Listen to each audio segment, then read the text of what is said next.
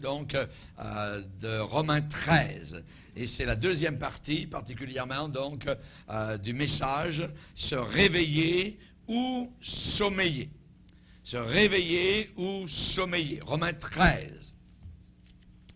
Romains 13, et nous allons lire à partir du verset 11. L'apôtre Paul écrit aux chrétiens de la métropole romaine: cela importe d'autant plus que vous savez en quel temps nous sommes. C'est l'heure de vous réveiller enfin du sommeil. Car maintenant le salut est plus près de nous que lorsque nous avons cru. La nuit est avancée, le jour approche. Dépouillons-nous donc des œuvres des ténèbres et revêtons les armes de la lumière. Marchons honnêtement comme en plein jour, loin des excès et de l'ivrognerie, de la luxure et de l'impudicité, des querelles et des jalousies. Mais revêtez-vous du Seigneur Jésus-Christ et n'ayez pas soin de la chair pour en satisfaire les convoitises. Amen. Père, nous te bénissons pour ta parole qui est si merveilleuse, qui coule comme du miel. Nous te bénissons, Seigneur, pour cette source de vie. Te bénissons pour cette cataracte, Seigneur, qui descend sur nos cœurs et nos âmes, les rafraîchissant, les nourrissant, les bénissant, les immergeant dans ta présence merveilleuse. Aide-nous à nous approcher de toi, parce que nous voyons, Seigneur, les ombres de l'Apocalypse déjà sur notre propre génération. Nous te demandons, Seigneur Jésus, que nous puissions être vaillants, que nous puissions être prudents, que nous puissions, Seigneur, être remplis de ton Saint-Esprit de gloire. Merci, Seigneur, de l'avoir envoyé. Nous ne sommes pas des orphelins, nous ne sommes pas au gré des vents, emportés ici et là. Nous avons une trajectoire, nous avons une destinée, nous sommes en rotation autour de ta personne, autour de ta parole, Seigneur. Merci, Seigneur, d'être en orbite autour de ta personne glorieuse. Nous voulons te considérer, nous voulons t'aimer, nous voulons te connaître, nous avons soif de toi, et seul, Seigneur, le Saint-Esprit peut nous conduire vers les sources d'eau vive, Seigneur, nous conduire vers la vérité, nous conduire vers le livre saint, le livre de Dieu, car toute parole qui sort de toi est pure, cette fois épurée, au creuset sur la terre. Nous te bénissons, Seigneur, tu ne dis jamais rien pour rien, tout ce que tu dis, quelques mots, Seigneur, nous suffisent. Comme le centenier romain qui a plié le genou devant ta robe sans couture, tu lui as déclaré: va, qu'il soit fait selon ta foi. Seigneur, il t'avait dit: dis seulement une parole, et mon serviteur sera guéri. Nous te bénissons ce soir, Seigneur, pour ce plat spirituel que tu as préparé pour nous. Bénis ce pauvre prédicateur qui annonce ta parole du mieux qu'il peut, mais c'est toi, Seigneur, par le Saint-Esprit, qui l'amène à notre cœur, qu'il a fait descendre dans nos tripes spirituelles, afin que nous puissions être nourris véritablement pour résister, Seigneur, à l'esprit de ce monde, résister à la confusion de ce monde, résister aux démons. Merci, Seigneur, par la puissance de ton esprit. Amen. Et tout le peuple dit Amen. Amen. Gloire à Dieu. Vous pouvez vous asseoir, frères et sœurs. Alléluia. Se réveiller ou sommeiller. L'apôtre Paul a écrit aux chrétiens de Rome: c'est l'heure, c'est grand temps de vous réveiller, la nuit est avancée. Et actuellement, entre générations, il est bien plus tard que nous ne le pensons. Nous avons parlé ce matin de Pearl Harbor, nous avons parlé ce matin du World Trade Center, qui a choqué le monde, qui a étonné le monde, qui a bouleversé le monde à cause des événements qui n'étaient pas attendus. Et évidemment, nous comme chrétiens, nous savons que ce monde se destine avec un face-à-face avec Dieu, une collision avec le grand Dieu éternel. Et qu'est-ce que l'homme pour résister devant le Dieu tout-puissant? L'homme ne fait qu'accomplir ce qui qui a été écrit par le Dieu tout-connaissant, le Dieu omniscient, depuis des siècles et des siècles, dans sa parole merveilleuse. Paul lance 3 appels aux chrétiens. Réveille-toi, réveille-toi. Voilà le cri de l'apôtre Paul. Et on a vu que pour rencontrer Dieu, il doit y avoir une préparation personnelle et spirituelle. On sait que le peuple d'Israël, avant de rencontrer Dieu au Sinaï, d'avoir cette grande confrontation avec le Dieu Tout-Puissant, il devait se préparer. Il y a eu d'abord un lavage, il y a une sanctification, il devait se préparer, il devait donc exactement être ce que Dieu voulait qu'il soit pour le rencontrer. Ce n'était pas une petite affaire. Déjà Moïse l'avait rencontré dans le désert et Dieu l'avait dit: « Hé, enlève tes souliers de tes pieds. Le lieu sur lequel tu te tiens est un lieu saint, un lieu saint. » Il y a des gens qui entrent dans la présence de Dieu d'une manière totalement négligée. Des gens qui font n'importe quoi, capables de vivre avec Satan durant la semaine et ensuite le dimanche de louer un supposé Dieu qui ne serve pas. Cela est abominable dans sa propre maison. Je disais ce matin que lorsqu'on veut rencontrer, par exemple, la reine d'Angleterre, eh bien c'est un grand honneur. Il doit y avoir une préparation.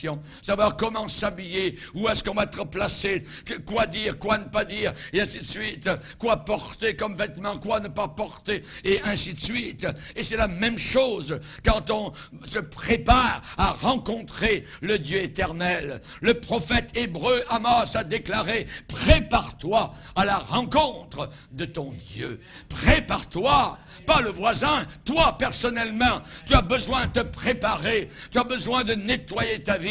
Tu as besoin de vraiment porter des vêtements propres. Tu as besoin d'être revêtu du Seigneur Jésus-Christ. Alléluia. Que Dieu soit glorifié. Ensuite, l'apôtre Paul a dit: purifie-toi, purifie-toi. Dépouillons-nous donc des œuvres des ténèbres. Dépouillons-nous donc du péché qui nous enveloppe si facilement, va dire l'auteur de l'Épître aux Hébreux au chapitre 12. Et troisièmement, l'apôtre Paul va dire: habille-toi, habille-toi, réveille-toi, purifie-toi, habille-toi. Amen. Dépouillons-nous donc des œuvres des ténèbres et revêtons les armes de la lumière. Revêtez-vous du Seigneur Jésus-Christ.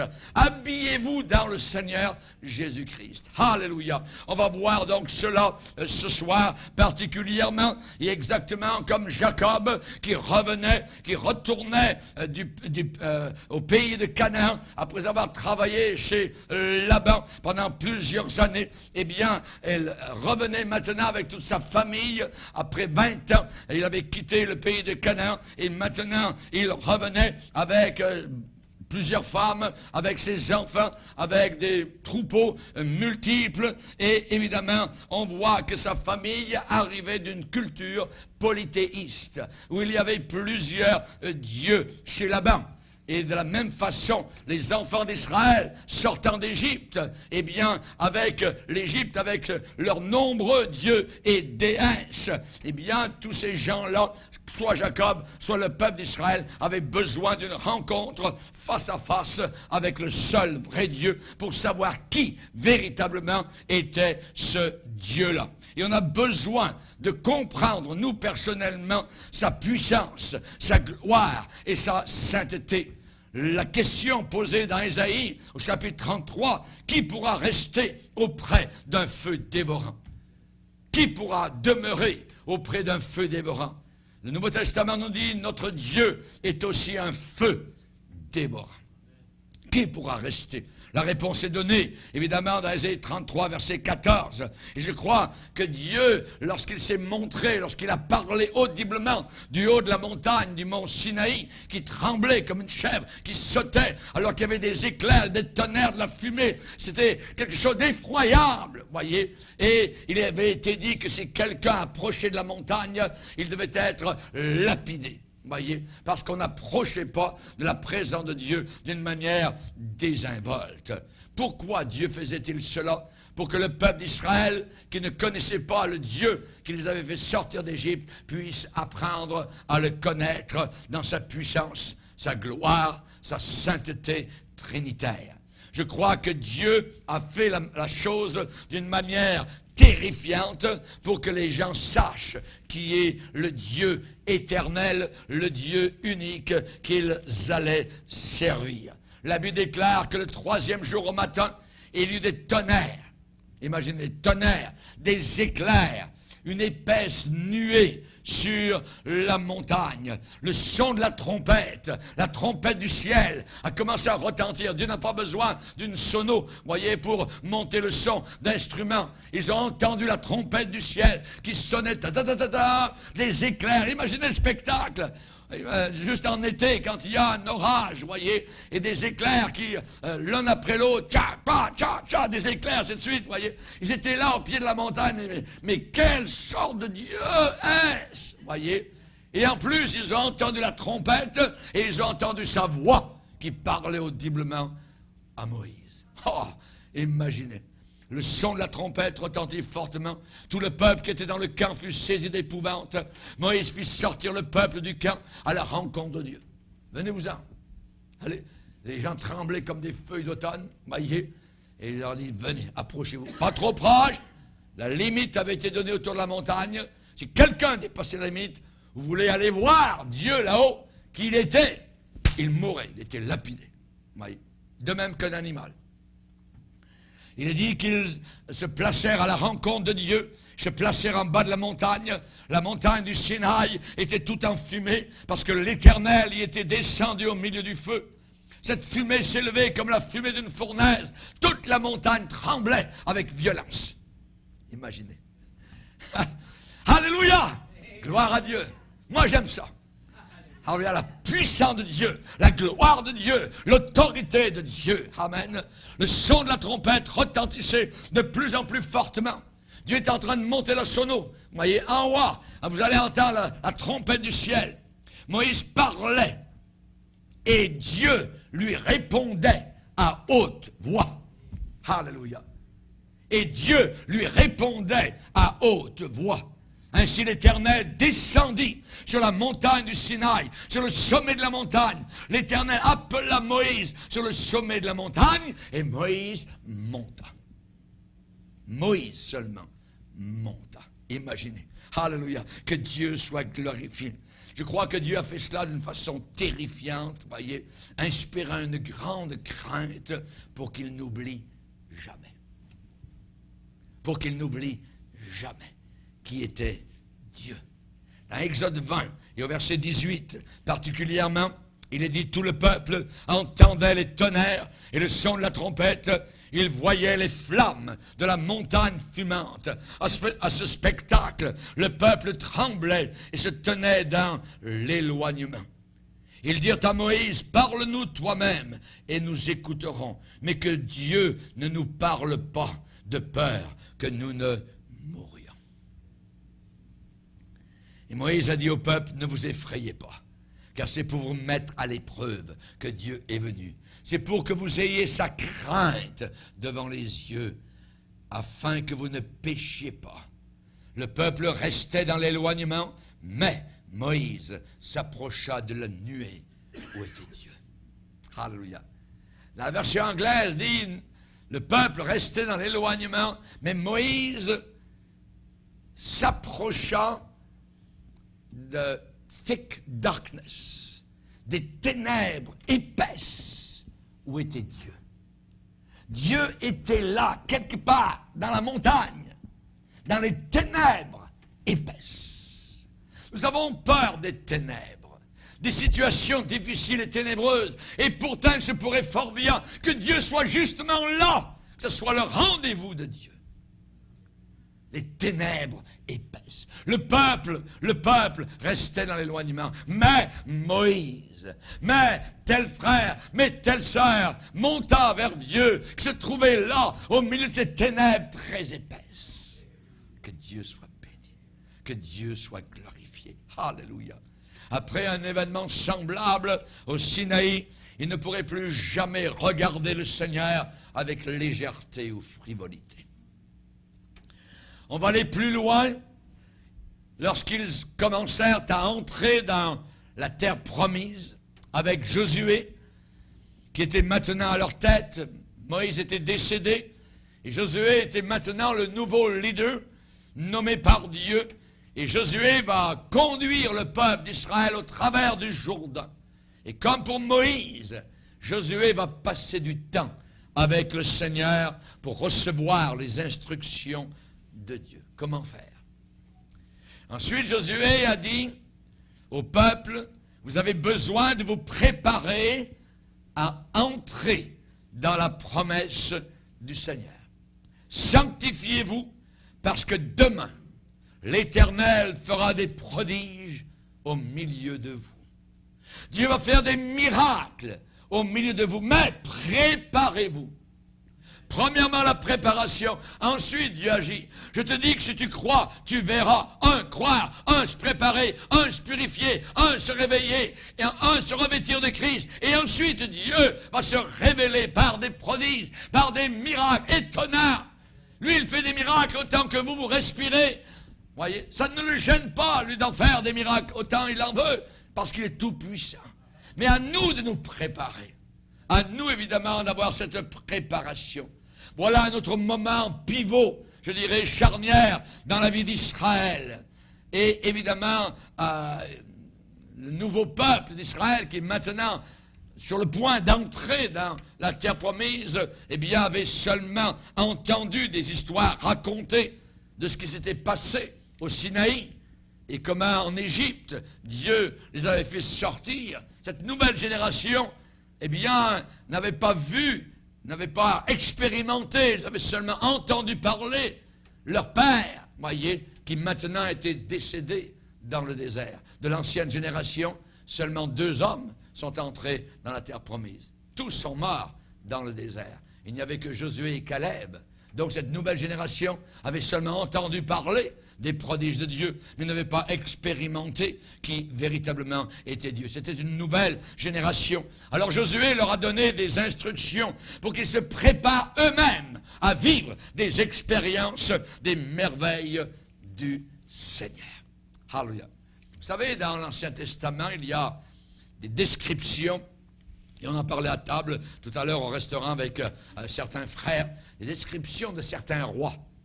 Les rois d'Israël, de Juda, après David, chaque roi est décrit comme, c'est simple, comme méchant ou bon. Et simplement, c'était un méchant roi, c'était un bon roi. Voyez? Dépendamment de quoi? Dépendamment de son obéissance au commandement de Dieu. Par exemple, un roi s'appelait Jotam, fils d'Ozias. Un roi qui avait bien commencé, qui avait mal fini, qui était devenu lépreux. Et Jotam est devenu roi à 25 ans. Et la Bible dit, il fit ce qui est droit aux yeux de l'Éternel. Puis ensuite, la Bible ajoute, il devint puissant parce qu'il affermit ses voies devant l'Éternel son Dieu. Notre version va dire, il prépara ses voies devant l'Éternel son Dieu. Il est devenu puissant parce qu'il a affermi ses voies devant le Seigneur. On a un autre roi qui s'appelle Roboam, fils de Salomon. Il semble avoir commencé assez bien. Au début de sa royauté, il a fait différentes choses qui étaient agréables à Dieu. Mais à la fin, eh bien, Roboam, fils de Salomon, a abandonné la loi de l'Éternel.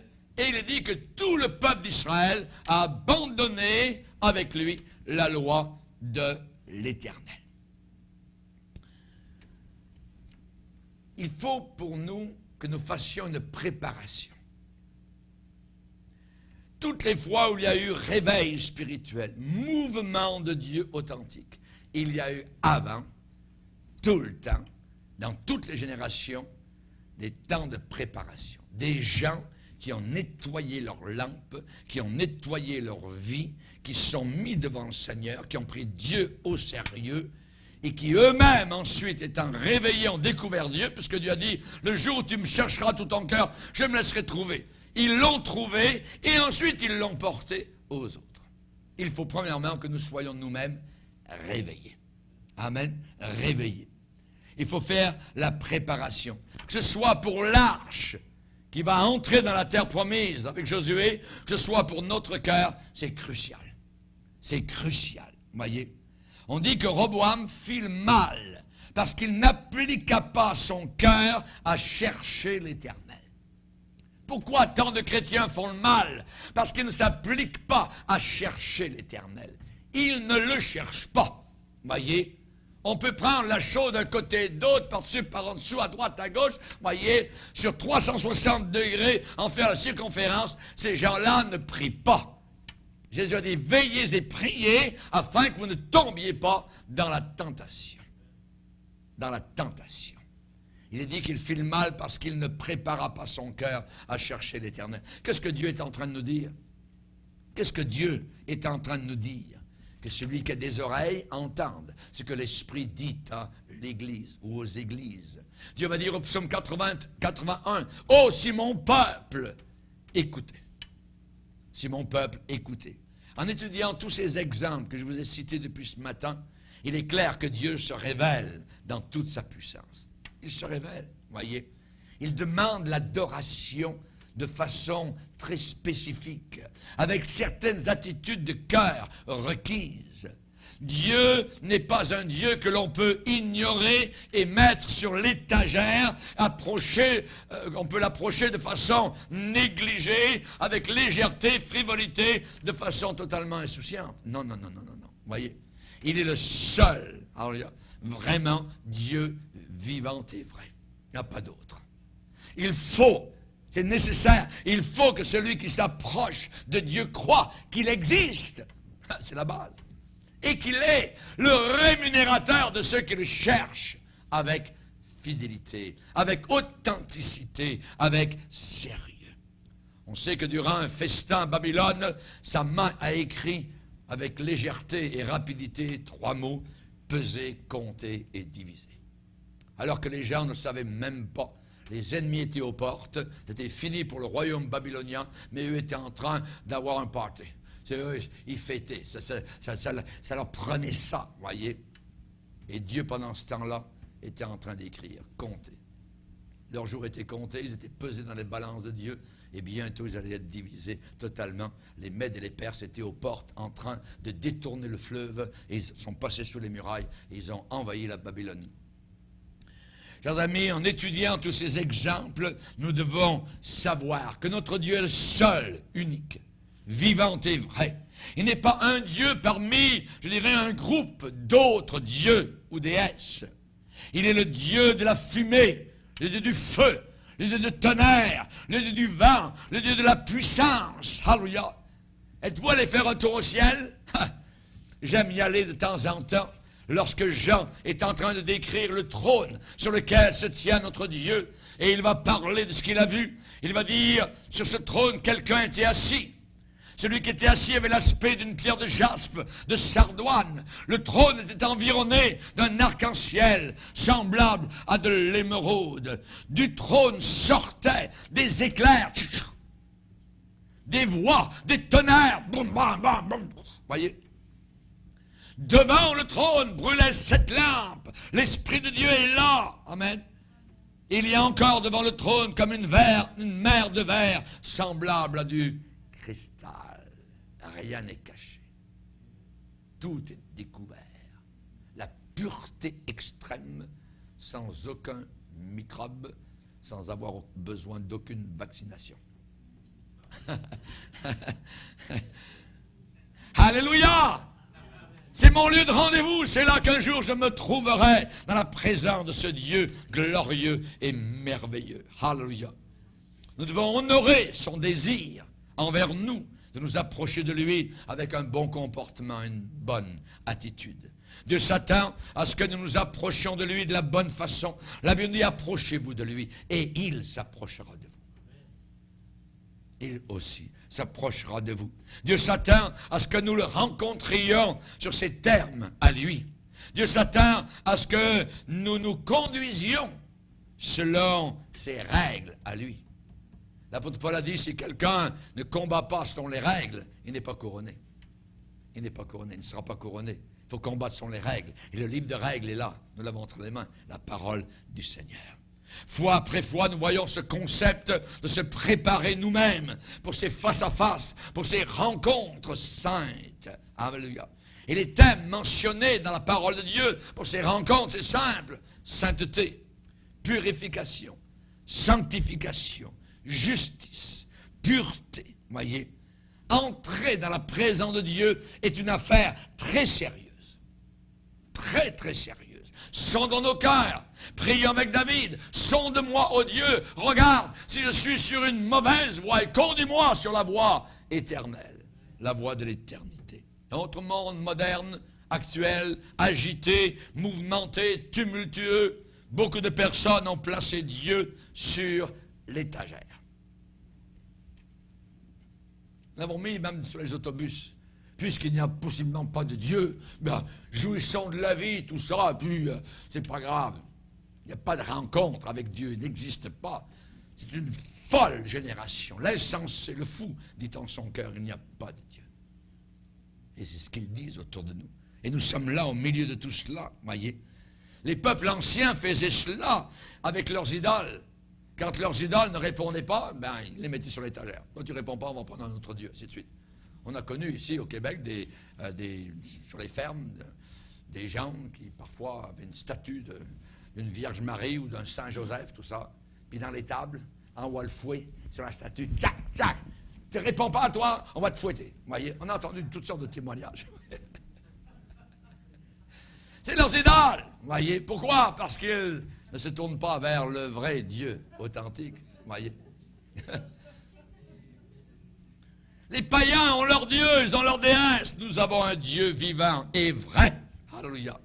Aujourd'hui, souvent, nous nous approchons de Dieu selon notre goût, selon notre convenance. Voyez, nos attitudes, souvent, sont sans gêne, désinvoltes, décontractées. Voyez, c'est exactement l'antipode de ce que Dieu voudrait. Nous avons une église émergente autour de nous. Vous pouvez venir à l'église habillé en jogging.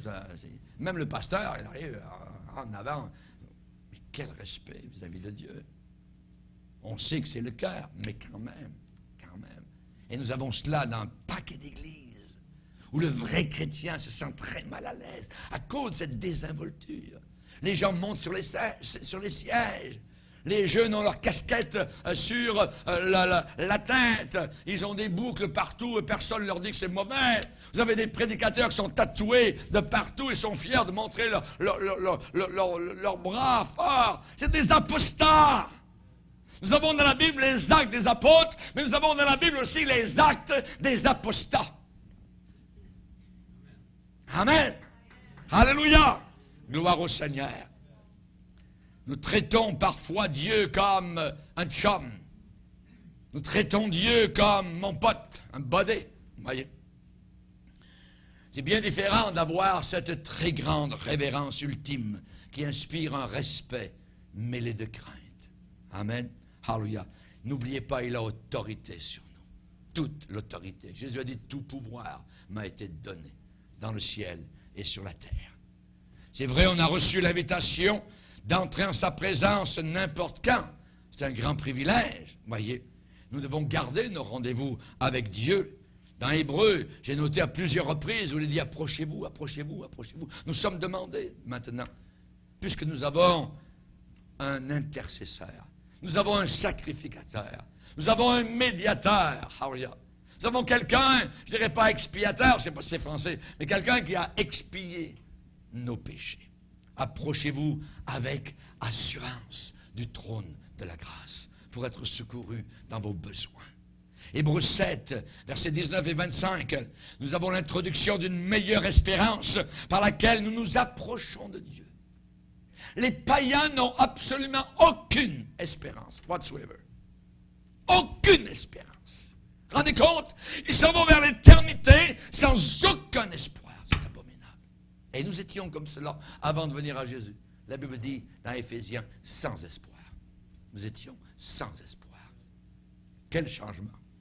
Quel changement! Alléluia! Ce n'est pas nous qui avons créé ce changement-là. C'est le Seigneur. Approchez-vous avec assurance. Il peut sauver parfaitement ceux qui s'approchent de Dieu.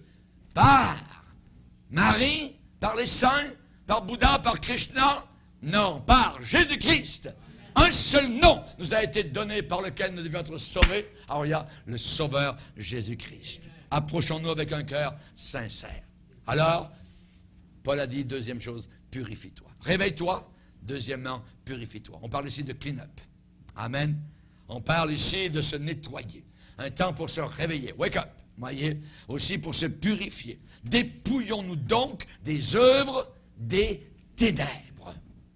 Est-ce qu'on peut dire ça à des chrétiens? Se dépouiller des œuvres, mais certainement. Il n'est pas très loin, le diable. Il n'est jamais très loin, voyez. Et Paul va dire, laissez tomber quoi? Laissez tomber les excès. On parle ici de vacarme. On parle ici de foire, foiret, les pâtés, tout ça, voyez. Laissez tomber, dépouillez-vous des excès, l'ivrognerie, la luxure. Qu'est-ce que la luxure? Voyez, la luxure, ce n'est pas le luxe. Il y a des gens ici au Québec qui pensent que la luxure, c'est le luxe. Avoir des beaux vêtements, avoir des beaux meubles, c'est pas ça. Non, la luxure a rapport avec la sexualité. La luxure, c'est de l'impudeur. De l'impudeur. L'habillement des femmes dans l'Église devrait être sobre. Nous ne voulons pas des décolletés, voyez, plongeants. Nous n'en voulons pas de cela. Ni dans les bandes, ni ici en avant, ni dans des cantatrices ou quoi que ce soit. On ne veut pas de cela. L'impudeur.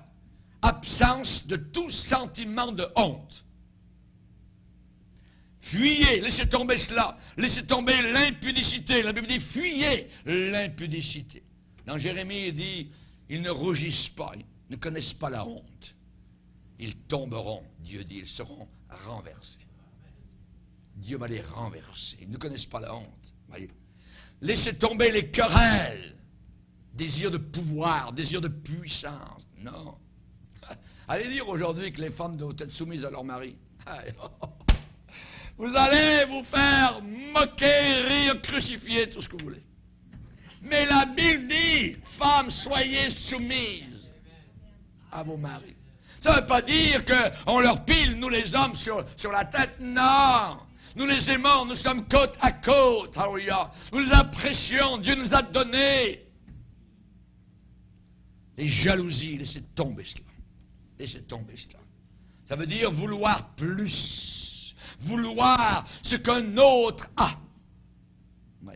Les yeux verts. Des jalousies.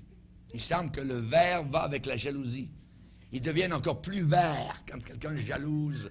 Hein? Soit le mari de l'autre, la femme de l'autre, la maison de l'autre, la voiture de l'autre, l'habit de l'autre, ainsi de suite. Fuyez cela. Voyez. Contentez-vous de ce que vous avez. Soyez heureux avec le Seigneur. J'ai regardé l'autre jour pour les cadeaux, tout ça, il y avait un livre. J'ai trouvé ça abominable. J'ai feuilleté quelques pages. Le titre, c'est « Heureux sans Dieu ». C'est abominable. Et quand j'ai lu ça, je me suis dit, quelqu'un qui n'est pas enraciné fortement dans la parole de Dieu, il peut avaler cela comme du poison. Je peux vous dire que leurs arguments ont beaucoup d'hameçons. Et quelqu'un qui n'est pas ancré dans la parole du Seigneur, il va être balayé rapidement. Le diable va en faire une bouchée. Si votre cœur devient les quartiers généraux de la haine, si votre cœur est rempli de jalousie, d'envie, de désirs non satisfaits, ce sont des œuvres de ténèbres. Des œuvres de ténèbres. Dieu dit qu'il faut se dépouiller, rejeter ces choses-là. Et je suis étonné aujourd'hui particulièrement dans notre génération de ce qu'il n'y a aucun sens de honte. Vous n'avez qu'à regarder dans les rues marcher les jeunes filles avec les gants. On dirait que toutes les filles, c'est des prostituées quasiment. Elles sont habillées telles quelles. Hier, j'étais au McDo et devant moi, il y avait une fille, mais on aurait dit qu'elle était dans sa chambre. Habillée. C'était abominable. C'était abominable. Et je voyais, il y avait des gars et des hommes qui étaient autour et qui avaient les yeux fixés sur elle. Aucun sens de honte. Nous avons une génération impudente, éhontée. sans aucune honte, qui ne sait plus rougir. Leur cœur est devenu dur comme un caillou de marbre froid. La Bible dit que personne ne s'endurcisse par la séduction du péché. Le péché endurcit le cœur. Pourquoi n'y a-t-il plus de cœur tendre à l'intérieur de l'Église? Parce que les chrétiens sont remplis de passion, remplis de péché, remplis de choses qui sont cachées là, au fond de leur cœur. Et vous rentrez dans ces milieux et c'est froid. Il y a une petite clique dans un coin, une petite clique dans un autre. On dirait qu'il n'y a pas d'unité, qu'il n'y a pas... il manque quelque chose. C'est froid. Parce que l'esprit se retire, prend des ailes et s'en va. C'est pas sa place. Nous avons une génération de gens qui commettent l'immoralité et cependant ils n'ont pas honte. Comme Belshazzar, qui prenait les vases de l'Éternel et les remplissait d'alcool. Quand vous avez dans des églises des jeunes qui passent de la dope les uns aux autres, quand vous avez dans des rencontres de jeunesse, dans des camps, des jeunes qui sont complètement stone, mais ils sont venus pour entendre parler de Jésus. Quand vous avez l'école du dimanche et il n'y a personne qui enseigne, et spécialement le matin, on leur met un poste de télévision et que là, on va ouvrir n'importe quoi, une émission pour les maintenir tranquilles, alors que les parents sont dans la grande salle. C'est abominable. On appelle ça l'apostasie. L'apostasie.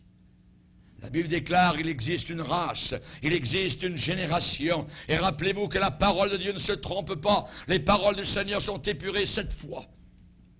Au creux et sur terre. Il est une race qui maudit son père. Il est une génération qui ne bénit pas sa mère, qui ne dit aucun bien de ses parents. Il est une génération qui se croit pure et qui n'est pas lavée de sa souillure. Qui n'est pas lavée. Il est une génération dont les yeux sont hautains et dont les paupières élevées. Regardez-les aujourd'hui, marcher dans la rue. Il est une race, génération dont les dents sont des épées, des glaives, et les mâchoires sont des couteaux. Et si vous êtes la proie de leurs couteaux, ils peuvent vous tuer. Votre réputation, votre famille, votre foyer, raconter du mensonge, n'importe quoi, pour dévorer les malheureux de la terre et les indigents parmi les hommes. Cette génération, nous sommes là, au milieu de tout cela. L'homme a besoin de rougir. Dieu dit, ils seront confus parce qu'ils commettent des abominations. Ils ne rougissent pas, ils ne connaissent pas la honte, ils tomberont. Je les renverserai. Jérémie 6,15, il répète exactement les mêmes versets dans Jérémie 8, verset 12. On a besoin, nous personnellement, d'avoir la crainte de Dieu, de venir devant le Seigneur avec toute honnêteté et de confesser nos péchés. De confesser nos péchés. Si mon peuple sur qui est invoqué mon nom s'humilie, prie, cherche ma face, se détourne de ses mauvaises voies, je répondrai. Prépare-toi à la rencontre de ton Dieu. Prépare-toi à la rencontre de ton Dieu. Vous savez que dans l'Ancien Testament, il y avait l'arche d'alliance. Dieu l'avait donnée à Moïse, et l'arche d'alliance représentait la présence du Seigneur. Et à une certaine époque, dans l'histoire d'Israël, l'arche a été capturée, prise par les Philistins. Ça a été un événement tragique pour la nation d'Israël. Ce trésor national qui représentait la présence de Dieu était maintenant entre les mains des ennemis. Ce qui veut dire que la présence de Dieu n'était plus avec Israël, puisqu'elle était symbolisée par l'arche sainte. Elle avait été créée à partir de l'or, selon un plan désigné, exact, venant de Dieu. À la guerre, quand Israël était en guerre, l'arche d'alliance partait aussi. Ils allaient se battre contre les ennemis avec l'arche d'alliance. Et l'arche d'alliance était en avant. Ensuite, elle a été placée dans le lieu très saint, dans le tabernacle, plus tard dans le temple, à Jérusalem. Dieu avait donné des instructions spécifiques, particulières, très précises, sur comment la porter, comment la traiter. Elle était une très grande bénédiction pour le peuple de l'Alliance, mais pas du tout pour les ennemis, pour les Philistins. Et ils ont compris, les Philistins, que beaucoup de leurs problèmes et de leurs troubles venaient du fait qu'ils avaient gardé pour eux l'arche. Ils l'avaient mis dans le temple de Dagon, et quand, après avoir mis le lendemain, ils ont regardé la statue de Dagon, pouf, était par terre, toute cassée. Ils l'ont relevée, le lendemain matin, paf, était encore par terre. On ne peut pas placer les idoles à côté de la présence de Dieu. On ne peut pas être en communion avec les démons et en communion avec Dieu. On ne peut pas participer à la table du Seigneur sur les deux espèces et participer dans les bars, dans les salles de danse, dans la drogue, dans l'alcool et ainsi de suite et dire « j'aime le Seigneur ». Non, c'est impossible. C'est impossible. Et on voit évidemment que Dagon avait la face contre terre. Plus tard, à cause de l'arche d'alliance parmi les Philistins, ça a été des hémorroïdes.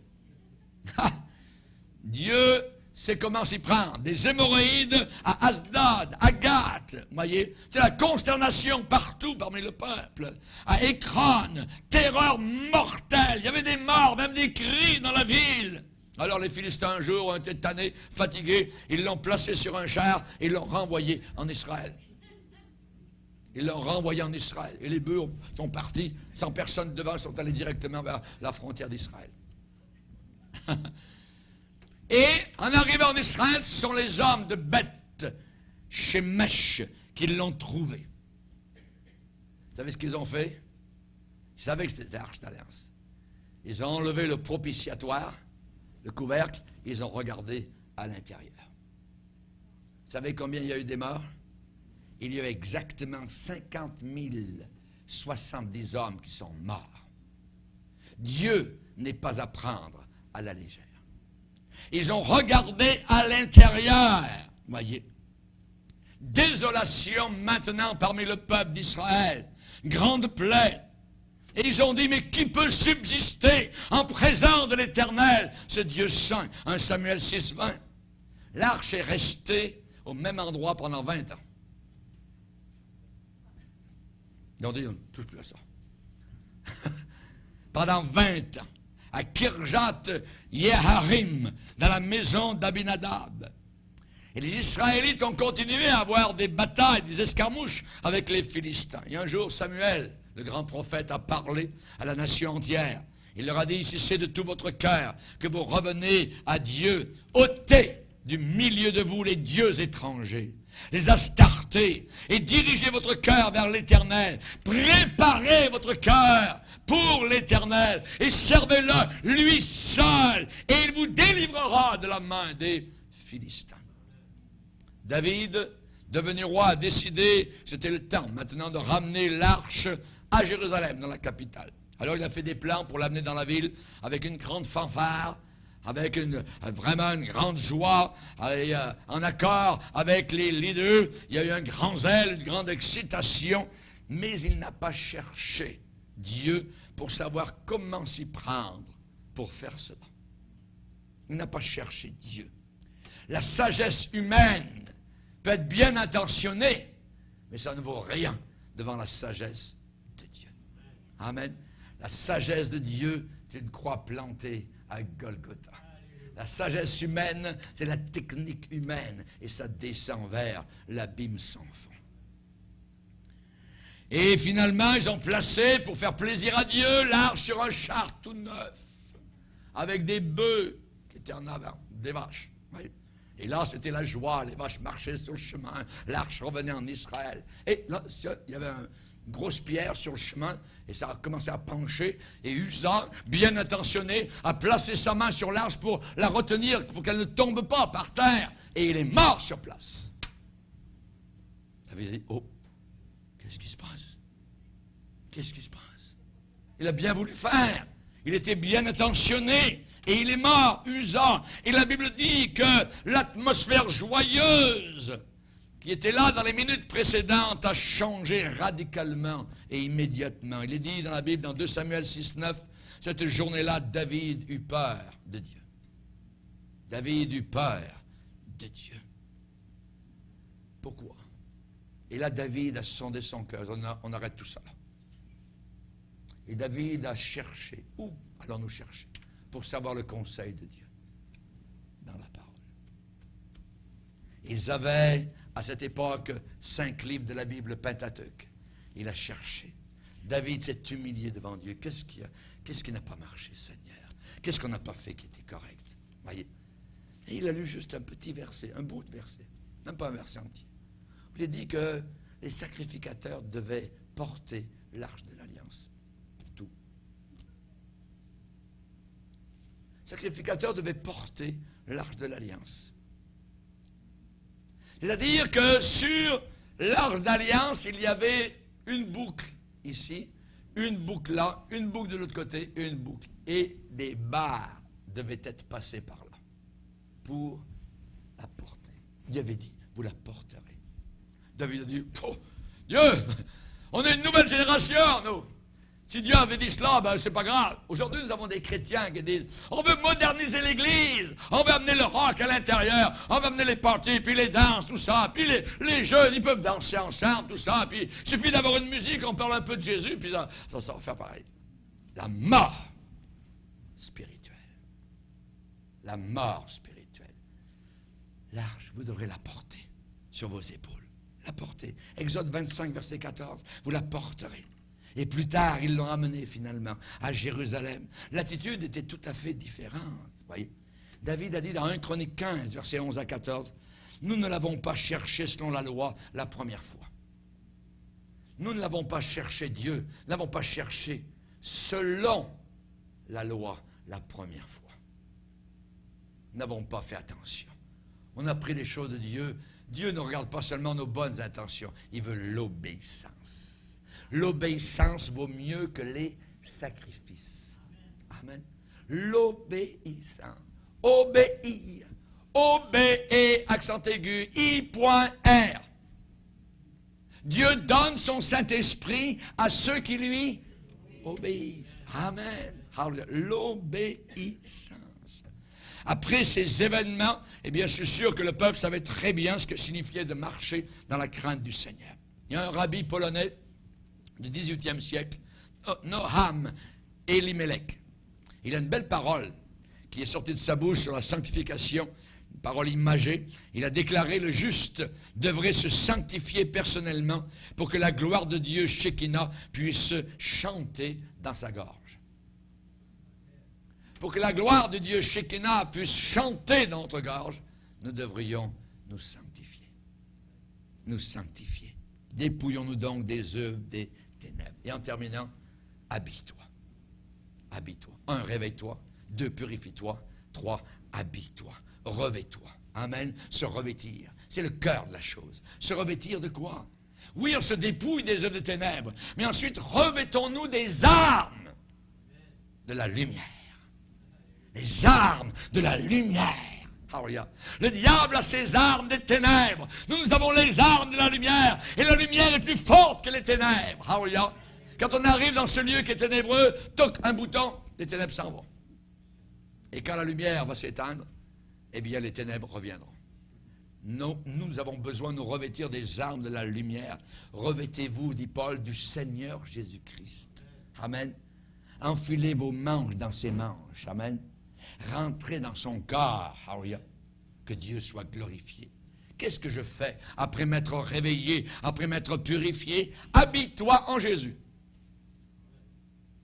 On a connu des jeunes filles, une jeune fille particulièrement qui avait accepté le Seigneur dans une mission.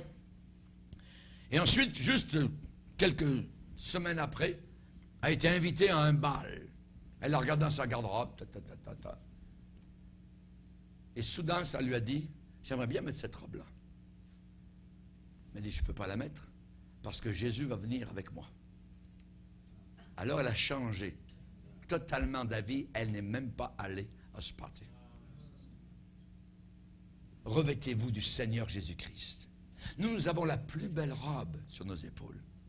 Dans Luc 15, le fils prodigue est revenu, le père a dit, mettez-lui la plus belle robe. Nous avons la plus belle des robes. Le plus beau des costumes. Hallelujah. Que Dieu soit béni. Nous sommes revêtus de toute la sagesse de Christ. Hallelujah. Et nous grandissons dans ses voies. Habille-toi de lui pour la direction. Pourquoi? Parce qu'il est le Seigneur. Il connaît le chemin. Il sait ce qu'il y a en avant. Il faut absolument que tu aies quelqu'un qui puisse t'habiller de la robe de justice pour te protéger, te purifier, te garder propre et pur. Revêt-toi de lui pour la délivrance. Il est le sauveur. Revêt-toi de lui pour dominer. Parce qu'il est le roi Messie, le Seigneur des Seigneurs. Abraham, parce que tu as fait cela, tu m'as donné ton fils, alors tu auras puissance sur la porte de tes ennemis.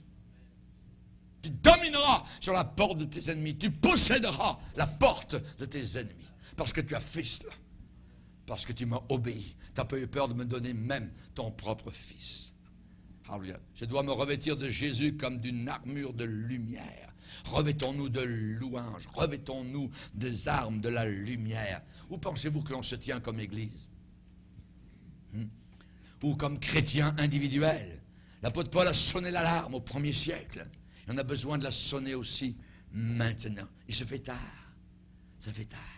Les ombres s'allongent à l'horloge prophétique de la Bible. Il se fait tard, la nuit est avancée. Le jour approche. Alléluia. Gloire à Dieu, le jour approche. C'est plus près. Amen. Gloire au Seigneur. Jésus s'en vient bientôt au son de la trompette de Dieu. Alléluia. Et si nous voulons faire quelque chose pour Jésus, on est mieux de le faire tout de suite. On est mieux de le faire tout de suite maintenant. Pourquoi? Parce que la vie est trop courte, l'éternité est trop longue, les âmes sont trop précieuses, l'évangile est trop merveilleux pour que nous dormions tout le long du chemin. Amen. Vous avez entendu la sonnerie du réveil, vous avez entendu l'alarme, le clairon. Maintenant, vous pouvez faire deux choses. Une, vous roulez de l'autre côté et continuez à dormir. Bravo, pasteur. C'était vraiment une belle prédication, tout ça. Mais ça ne change rien du tout dans ma vie. Ça, c'est une chose qu'on peut faire, vous voyez. On peut taper sur le bouton de la sonnerie. On peut taper sur le pasteur, évidemment, vous voyez. En disant, bon, c'est trop dur, trop. L'apôtre Paul était trop dur, c'est pas moi qui l'ai inventé, c'est lui qui l'a dit. Romains 13, vous voyez. Ou alors on peut se réveiller, se lever, se laver et s'habiller. Amen. Réveille-toi, purifie-toi, habille-toi du Seigneur Jésus-Christ. Baissons nos têtes et prions le Seigneur.